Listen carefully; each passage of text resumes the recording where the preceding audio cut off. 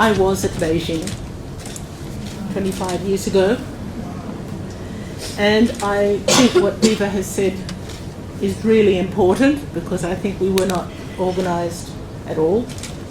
We were very small in all our delegations that were there. We bumped into each other. There wasn't, from the Papua New Guinea delegation side, a real concerted effort. And I think that what you have given us that challenge for is really important. We're the big shots in climate, but we're going to be the big shots when it comes to this issues around women and Beijing 25 and beyond.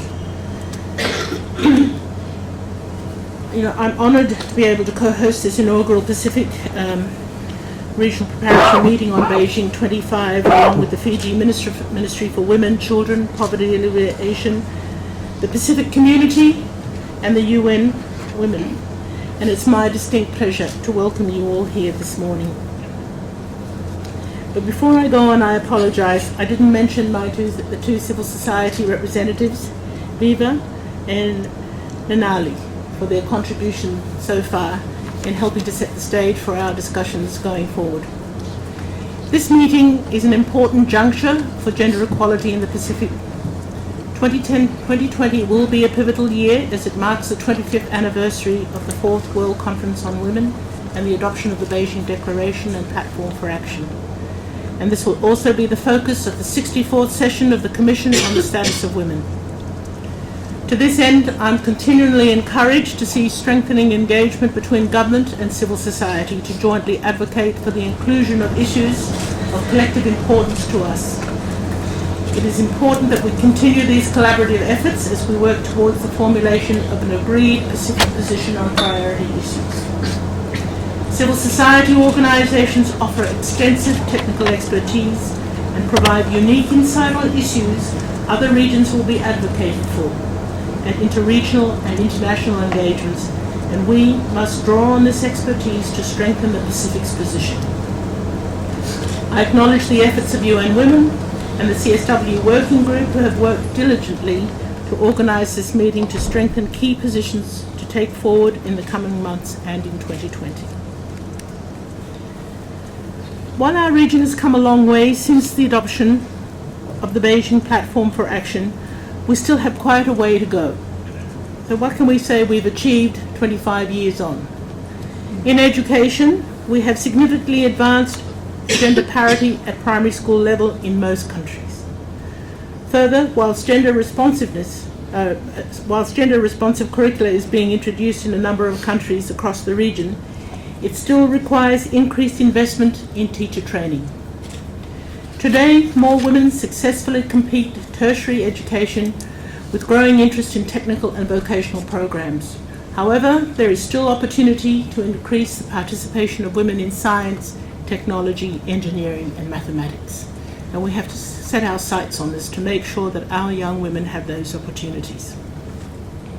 In health, non-communicable diseases disproportionately affect women. And whilst maternal health indicators have improved, sexual and reproductive health and rights remain a challenge for women in this region.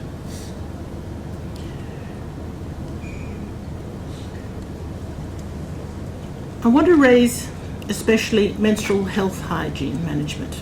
It is clear that the common dirty identity associated with menstruating girls can create a needless stigma that impacts on girls' emotional well-being and development.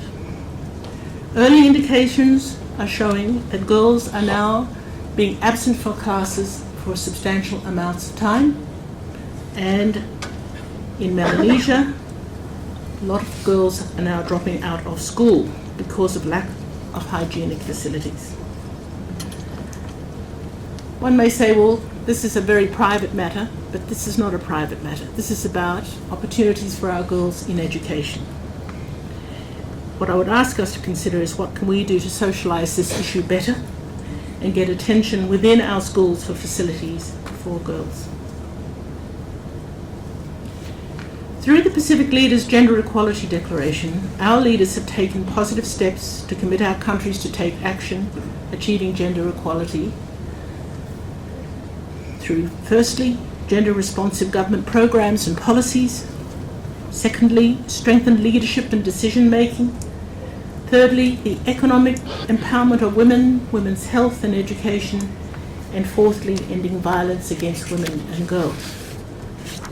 But despite this, gender equality is still prevalent and continues to manifest in our region as evidenced through the high rates of violence against women and girls. 2 in every 3 Pacific women are impacted by gender-based violence. In particular, I am disheartened by the rates of sexual violence against young girls in our region. More so, these acts are at the hands of perpetrators from within the young victim circles. And the recent events in Yap 3 weeks ago, when an acting Attorney General was shot dead because she stood in the way of perpetrators against children ages 11, 12, not young women or older women who were providing services, but children. We should all be thinking very, very seriously about what opportunities are we giving for our young girls coming forward, and what do they have to look forward to. Let me emphasize, I do not believe that these issues are just women's issues. Violence against women and girls affects health and education and has far-reaching developmental consequences that stand to worsen if it is not addressed adequately. Partnerships are crucial in advancing gender equality and addressing issues such as violence against women and girls, and we must work together to effectively address this issue, because it's really our only hope.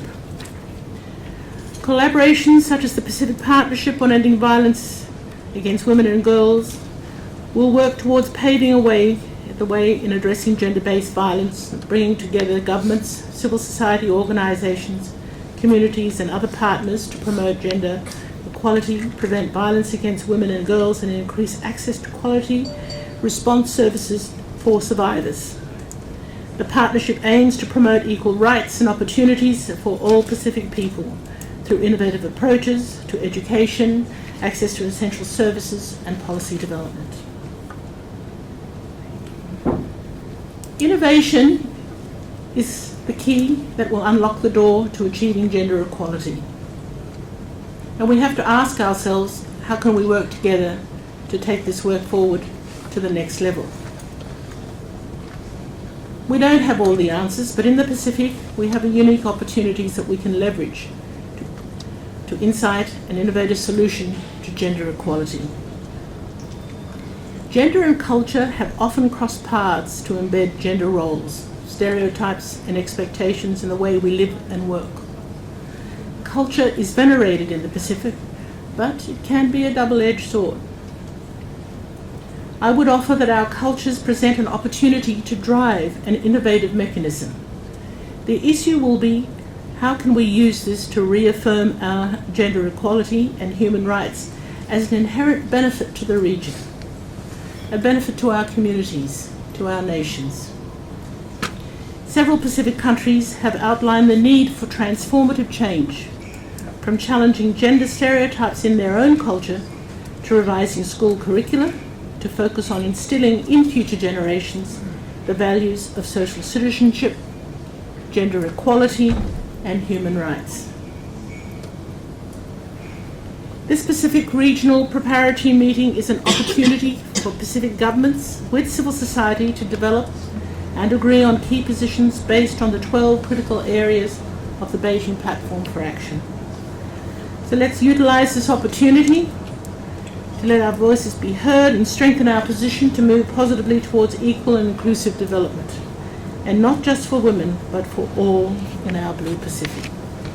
I wish you all in your deliberations going forward for this week, and I hope that we can have some clear direction so that those who will be involved in discussions going forward at the United Nations have a very strong position for the Pacific region, and where we will be the champions. Thank you.